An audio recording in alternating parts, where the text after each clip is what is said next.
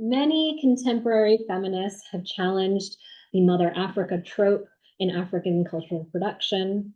As the South African feminist and literary scholar Pumla Dineo-Gukula writes, in the decades before and after independence, quote, generations of African men fashioned women characters who suffered stoically and barely spoke, supporting their husbands and suffering endlessly on behalf of the children they bore.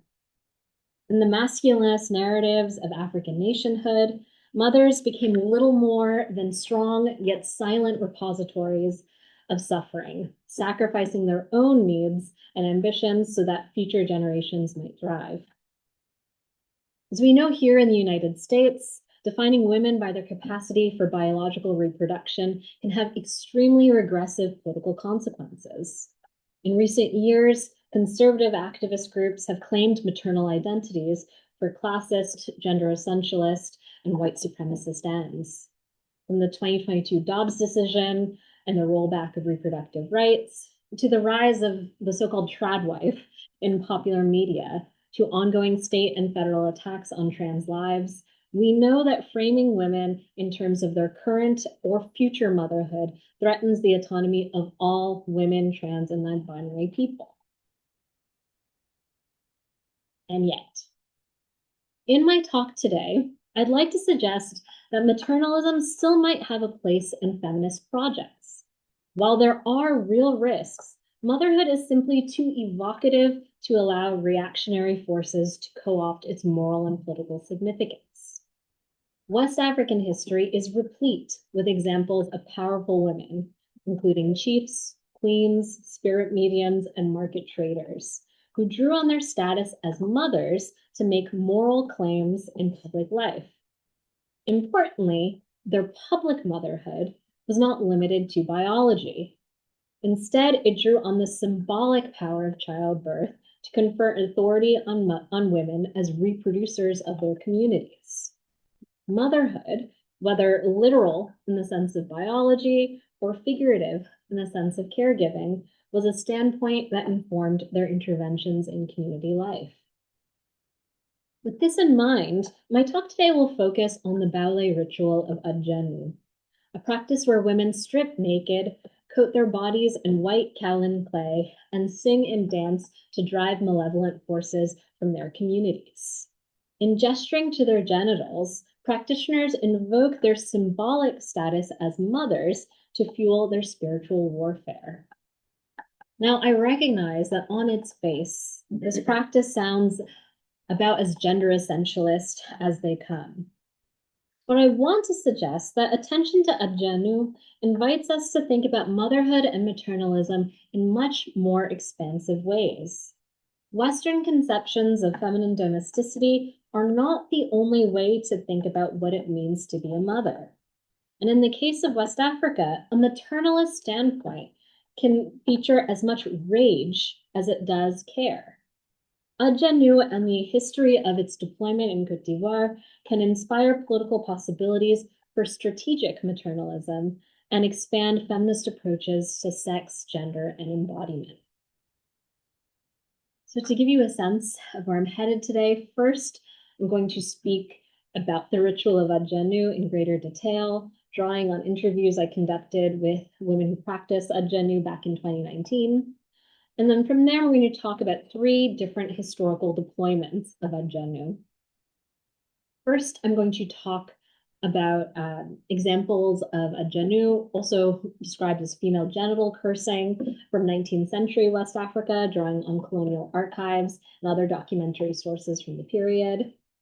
And then I'm going to talk about the relationship between Adjenu and broader maternalist discourses that I and other historians of West Africa often refer to as public motherhood.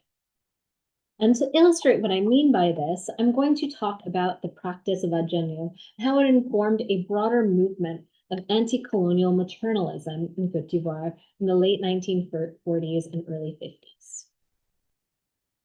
And to conclude, I will speak about the status of Adjenu and the possibilities and limits of maternalist action today. So this is a map of Côte d'Ivoire. I'm going to be focusing on this area in blue. This is the Akan language speaking region, because Akan ethnic groups span southern Ghana and southern Côte d'Ivoire. Practices akin to Adjenu with different names exist across both of these regions. So I'll be referring to both regions today, specifically in the 19th century portion of my talk.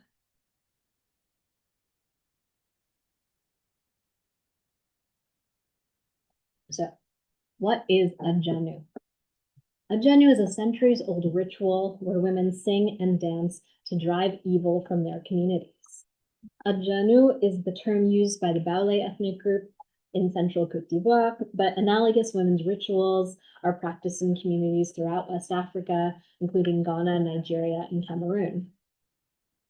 Scholars like Naminata Djabate and Laura Grillo have also referred to practices like Adjenu as both female genital cursing and female genital power. And so I'll be using those two terms interchangeably over the course of this talk. Rituals like Adjenu hinge on women's supreme capacity to give life. The locus of this power is in the female genitals, which are considered the most potent spiritual force, or émoi, in Baoulé cosmology. While he was stationed among the Baoulé in the 1960s, the French missionary Vincent Guéry wrote about female genital power, or émoi blanc, with equal parts fear and reverence. Quote, "So terrible is the power of this fetish that a man is punished by death for seeing it. If he catches sight of a woman during her vaginal ablutions, he must die." And so as you can see on this slide, this is a seated Baoulé female figure collected by Roger Bédia, who's a timber merchant from Martinique and based in Abidjan in the 1920s and 30s. The art historian Susan Vogel, who's a specialist in Baoulé statuary, suggests that the unusually spread-legged posture of this nude female figure may indeed be a reference to Adjenu and its locus in the female genitals. In times of crisis, practitioners of Adjenu come together to restore moral order to their communities. Armed with sticks, pestles, and even machetes, they roam their villages and towns. By day, they march while wearing white clothing and red loincloths, as you can see here, singing songs to encourage their allies and curse their enemies. Their songs can be sexually explicit. The lyrics often shame their male opponents by questioning their virility. I'll talk more about that in a minute. By night, they dance naked, their bodies covered with white clay. Their chants are loud and uncanny, designed to strike fear in the hearts of those who dare to behold them. Gesturing to their genitals as they pound their sticks into the ground, the women point unambiguously to the source of their spiritual power, their status as mothers. As bringers of life, these women remind wrongdoers that they also have the power to take it away. Adjenu enacts what the religion scholar Laura Grillo has referred to as an embodied matrifocal morality. Now, I want to note here that I recognize that for many feminist audiences, this understanding of motherhood can seem essentializing, as though motherhood isn't a choice, but instead some sort of natural state for women. Many feminist movements are premised precisely on the refusal of this concept. But I want to emphasize that practitioners of Adjenu see nothing reductive about their self-presentation as mothers and caregivers. The power of their ritual comes from their strategic essentialization as mothers. Women of all ages may participate in Adjenu. While senior postmenopausal women organize and lead the ritual, even young women might be assigned tasks like preparing the white clay. And although menstrual blood is seen as sacred in certain contexts in Baoulé communities, actively menstruating women are deemed impure and barred from participation in the ritual. Importantly, although Adjenu invokes the power of childbirth, biological motherhood is not a requirement for participation. Motherhood, in this framing, is not biologically determined, but socially enacted or performed.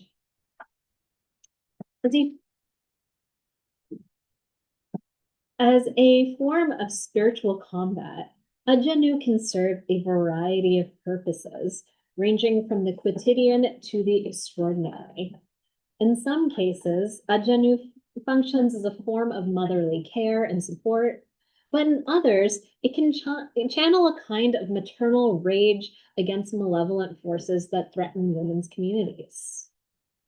Women have long performed Ajanu to encourage those undertaking significant or momentous tasks. In the years following Ivorian Independence in 1960, the nation's first president, Félix Houphouët-Boigny, frequently relied on Ajanu women for moral support. He would summon them to remove spiritual obstacles from all manner of events, ranging from meetings of his political party, the Parti démocratique de Côte d'Ivoire, or PDCI, or just his personal travels, where he would invite them to accompany him to the airport. The practice of Ajanu continues to be closely associated with the PDCI today. As you can see in this photo, Ajanu women assembled to support and celebrate the candidacy of Henri Konan-Bédier in the 2020 presidential elections. I'll be coming back to the relationship between the PDCI and the Ajanu toward the end of my talk. But I should note that while I'm going to be focusing on the political deployment of the ritual, Ajanu can really serve much more mundane purposes. For example, in interviews, women have mentioned that they performed Ajanu to encourage young people when they're preparing to take school exams. Women also deploy Ajanu to help individuals who are struggling through difficult situations. A child is sick or a woman has miscarried. The performance of Ajanu is believed to have healing powers. And finally, women deploy Ajanu to protect their communities in times of grave crisis. Historically, this has involved performing Ajanu to support men on the battlefield. During times of war, it was women's inviolable duty to perform Ajanu. When men left the village for battle, women remained at home to dance. If they failed to perform the ritual, returning warriors to respond with anger and blame women for their losses. Many believed that victory belonged to the combatants whose women had danced with the greatest fervor.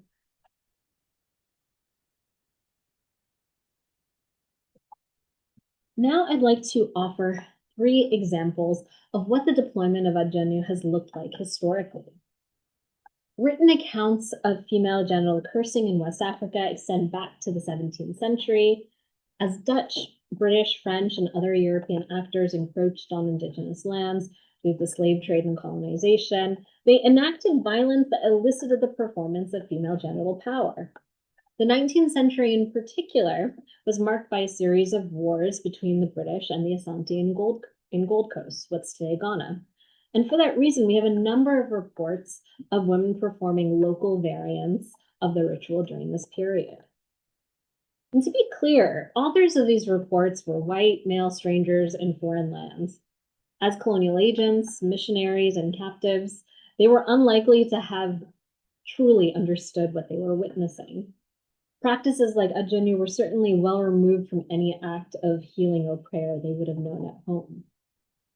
Alfred Burden Ellis, a British Army officer stationed in Gold Coast in the 1870s, described his encounter with female genital cursing with equal parts exoticism and surprise. Quote, "As may be imagined, the appearance presented by a number of naked women of a dead white color, bounding, leaping, gesticulating, and uttering the most unearthly cries is most peculiar." That said, despite their obvious unfamiliarity with the practice, European accounts are remarkably consistent. Ellis's recollection, for example, captures the frightening and uncanny nature of female genital cursing during times of war. Moreover, their accounts generally align with descriptions offered by the practitioners of the ritual today. 19th century descriptions of female genital cursing can vary across accounts, but the historian Adam Jones has noted in his survey of the practice that nearly all reports include elements of song, dance, obscenity, and gender inversion. The journal of Marie-Joseph Bonin, who was a French trader taken prisoner by the Asante from 1869 to 1874, reflects many of these basic principles. Bonin regularly witnessed performances of what he called momani. This is very likely a reference to momome, which is the local practice of female genital cursing in southern Ghana. He wrote, "Every morning, almost all the women in the village, whitened and adorned, assemble on one of the main roads, all with a kind of big tassel made from young palm branches that they wave in the air as they sing, coming and going from one end of the road to the other. This is none other than a religious ceremony in support of absent warriors. Sometimes one of them would take a local sword in her hand or a rifle. She was obviously the village's fetish priestess, and walk in front of the others. They all gesticulated and danced, making a pantomime of the war. They usually stripped naked, with the exception of the beads that they each wore around the waist, and a band of cloth 2 or 3 fingers wide is attached to the beads." And here we can see several key elements of female genital cursing. Coating their naked bodies in white clay, the women sang and danced to bolster men who were off at war. Their nudity was deliberate, designed to reveal their sex, the locus of their ritual power. The beads they wore were likely to be ndole kopole, or amulets designed to protect their children. The woman identified as the quote village's fetish priestess was likely a senior postmenopausal woman. Brandishing their swords in mock battle, they mimed the combat of their male counterparts as they marched up and down the village. Their movements created a roisterous and unruly spectacle, and they performed this ritual daily until their men returned from battle. Writing in the Gold Coast around the same time, Alfred Burden Ellis's account highlighted the Mumome women's inversion of gender and challenge to male virility. Any man, except the aged and infirm, who may be discovered in the town or village, is at once assailed with torrents of abuse, charged with cowardice, taunted with a want of manliness, assaulted with sticks, and driven out of town. Mborme women appeared to be regarded in some respects as female warriors who guard the town during the absence of men. As Ellis notes, women's songs could be quite scathing. Invocations of male impotence were common, as well as explicit contempt for male genitalia. By staging their own battle at home, the women demonstrated that they were capable of doing what men were not. These acts were designed to shame men, to suggest that their cowardice made them unworthy of sharing their wives' beds. Through this patterned, gendered ridicule, women demonstrated that their own authority as symbolic bringers of life was superior to that of men. My final example of 19th century deployments of adjanu comes from the account of Maurice Delafosse, a French ethnologist and colonial administrator based in Ballet country in the late 19th century. As historian Tim Weisel has shown, although France, quote, formally colonized Côte d'Ivoire in 1893, the Ballet staunchly resisted French conquest for almost 20 years. For that reason, there was frequent warfare in the region, which explains how Delafosse came to observe the ritual in 1899 and record the lyrics to a wartime song sung by Adjanu women against a rival chief named Oku. As Delafosse describes, the Adjanu, led by a senior woman, thrust their pelvises in the direction of the enemy village and cried, "My ass for Oku." Now I'll read the song. "Oku is an enemy, cut off his head. Oku is the excrement of my rear. Oku has sex with dogs. Oku is completely impotent. Oku's women do not want to be touched by him. Oku's genitals are rotten and have the smell of excrement. As for Kodjo, he is a man. All of Oku's wives share Kodjo's bed. Kodjo can renew himself 10 times in a row in his amorous exploits without being tired. Wasu is also a man. Kodjo and Wasu are strong and their men are strong. They will cut off Oku's head and genitals.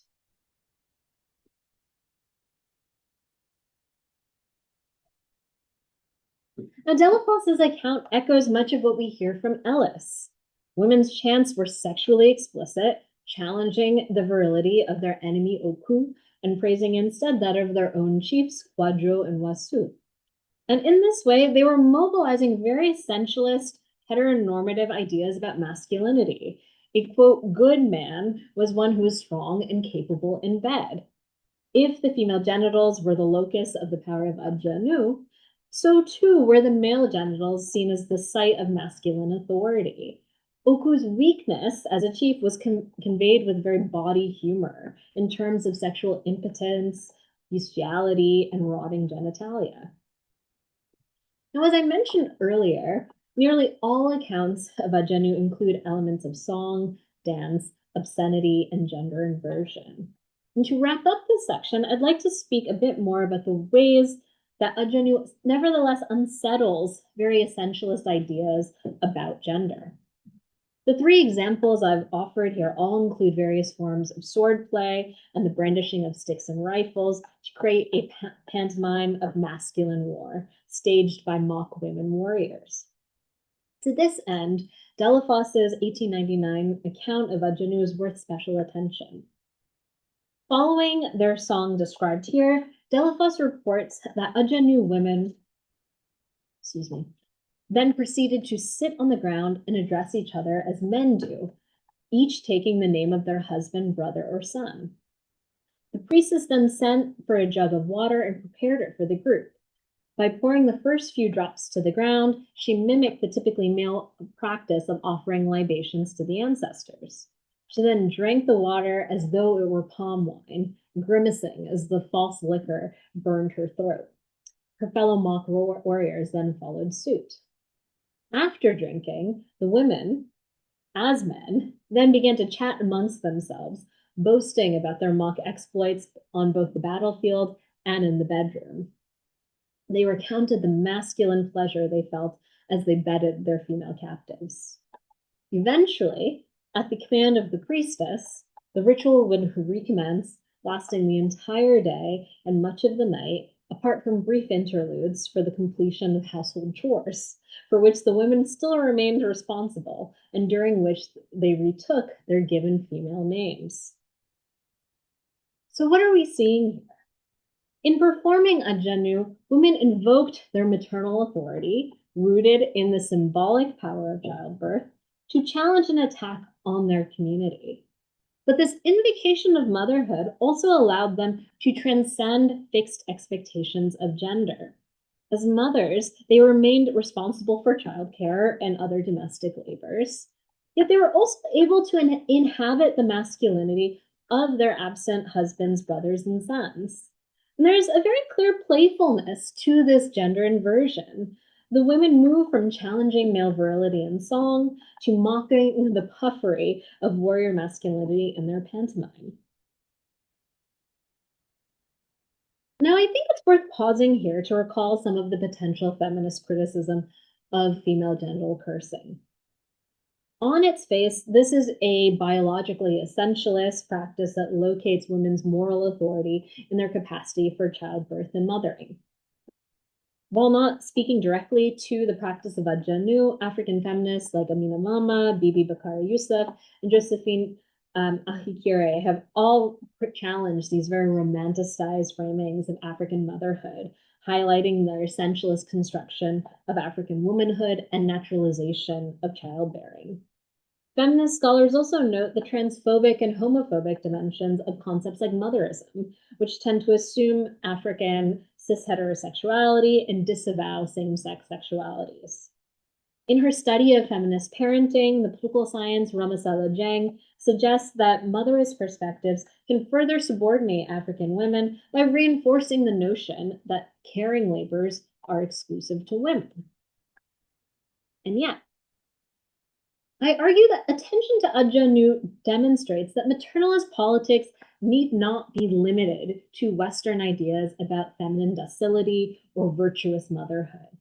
If Ajanu is rooted in the power of creating and nurturing life, it insists that it is equally capable of taking it away. During the day, the performance of Ajanu may offer comfort to political elites like President Félix Houphouët-Boigny or to kids who are preparing for their school exams. But at night, as Ajanu women sing and dance, their fierce and uncanny cries can strike fear in the hearts of their auditors. And if their practices of gender inversion are any indication, Ajanu and its attendant maternalist moral claims can unsettle binary gender just as much as it might reify it. And ironically, feminist critiques of maternalism can leave very little space to acknowledge this kind of power and authority that women have garnered from practices like Ajanu.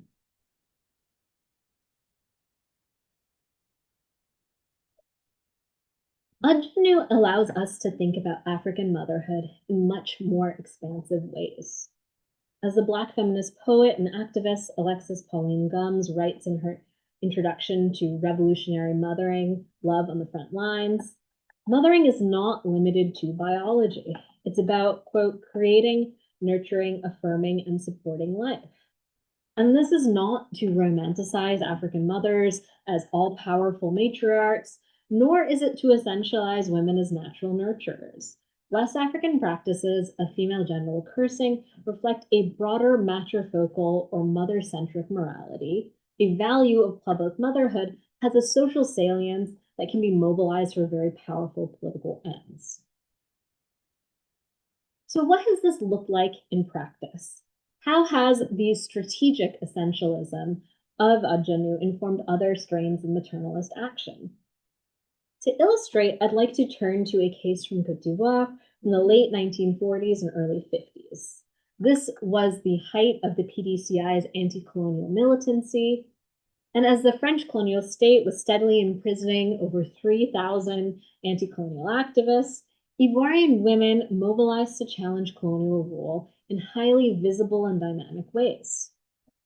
PDCI women performed what the historian Susan Geiger has described as the, quote, women's work of the anti-colonial movement.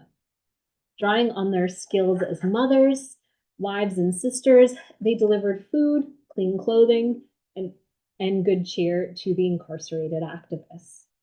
Beyond tending to the needs of those in prison, women also spread the party's message to those outside of it.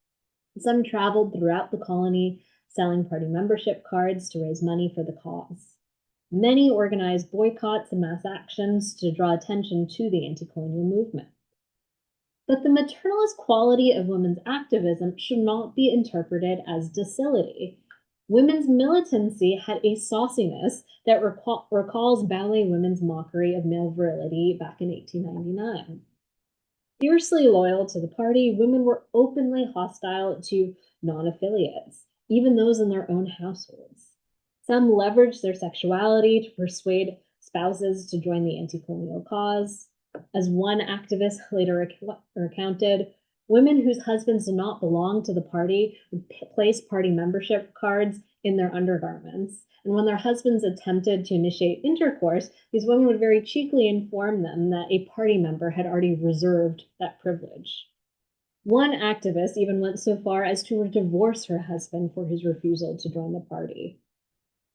The December 24th, 1949 march on the prison at Grand Bassam, where many anti-colonial activists were held, is the most celebrated of women's actions of the period.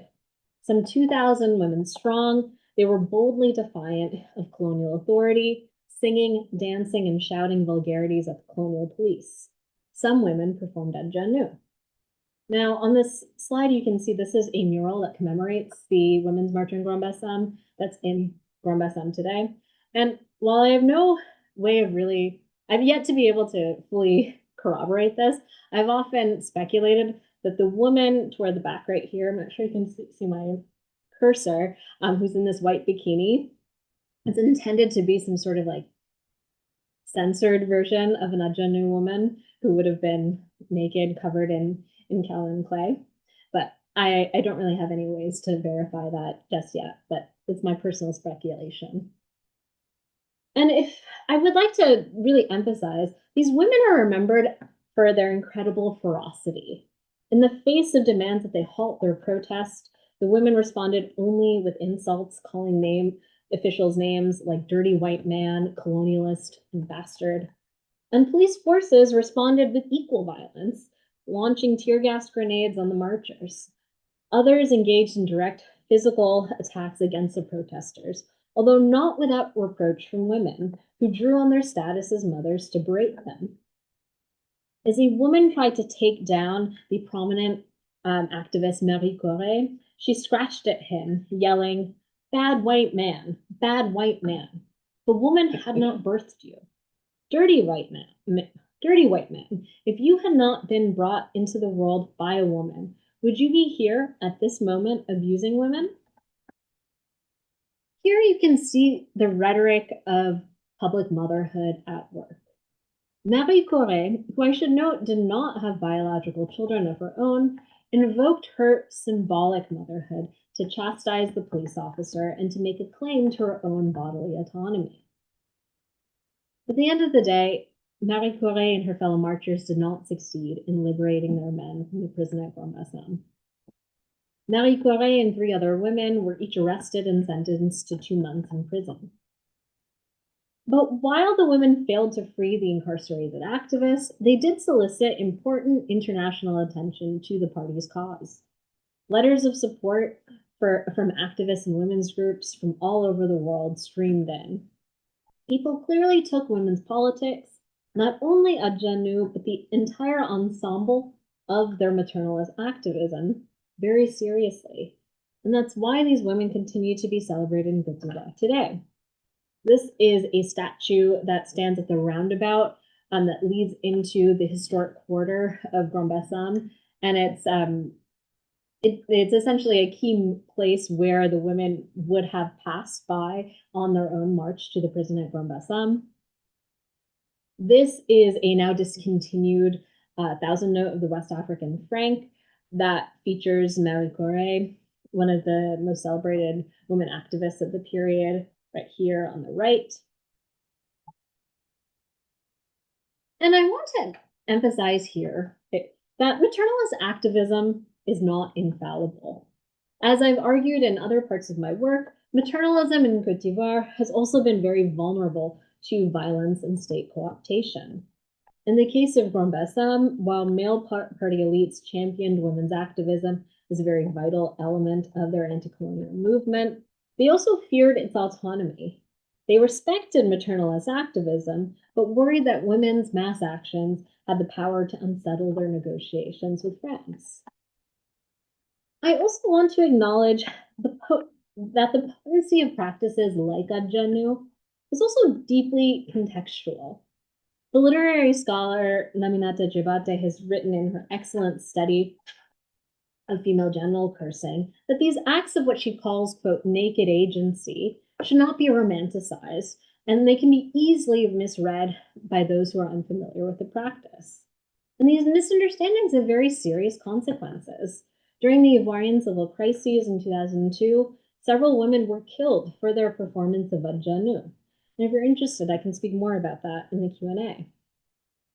But what I want to highlight here is that the Women's March on Grand-Bassam demonstrates that practices like Adjanu can inform broader modes of maternalist activism that are neither unequivocally essentialist, nor reactionary, nor docile.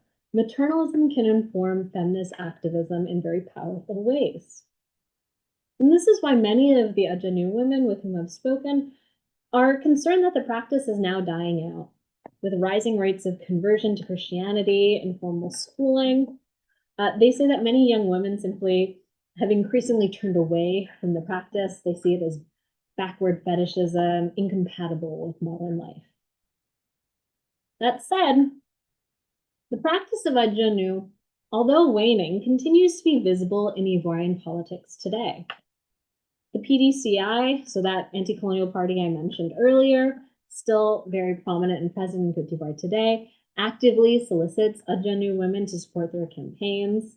In the lead up to the 2020 elections, Adèle Ndabion, who was the executive secretary for women's affairs for the party, publicly sought the endorsement of the Adjanu women in the Treichville neighborhood of Abidjan.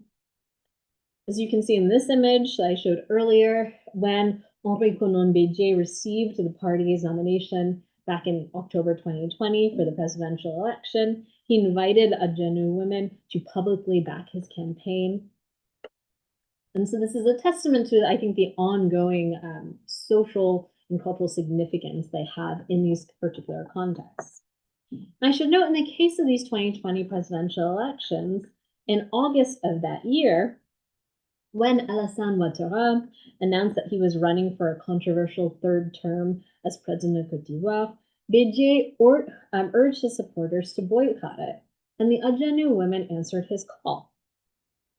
On the final day of voting in the town of Delcro, they marched throughout the town, clad in white. They blocked the entrance to the polling station, waving their sticks and pestles high in the air.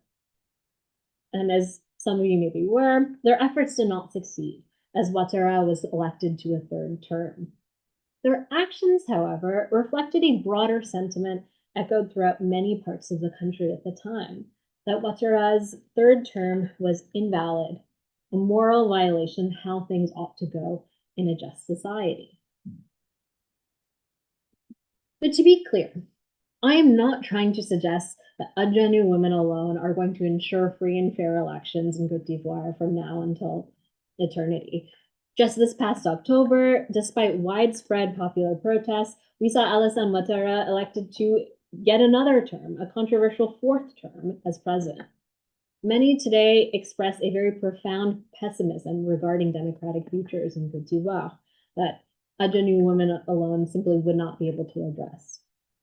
What I want to suggest is that the militancy of Adjanu presents opportunities for strategic maternalism, a maternalism rooted in an expansive understanding of motherhood that can inspire feminist coalitions. So yes, maternalism in the United States has been linked to all manner of regressive politics. Organizations like Moms for Liberty, which call for the removal of histories of race, slavery, and queerness from school curricula, have mobilized maternal identities for white supremacist and queerphobic ends. But motherhood can also inform a feminist standpoint that need not be the exclusive province of conservative or reactionary forces. Since the 1970s, mothers of the Plaza de Mayo in Argentina have led a powerful human rights campaign to seek justice for the disappeared during the military dictatorship. Here in the United States, organizations like Mothers of the Movement have mobilized Black women who have lost their children to gun violence or police brutality.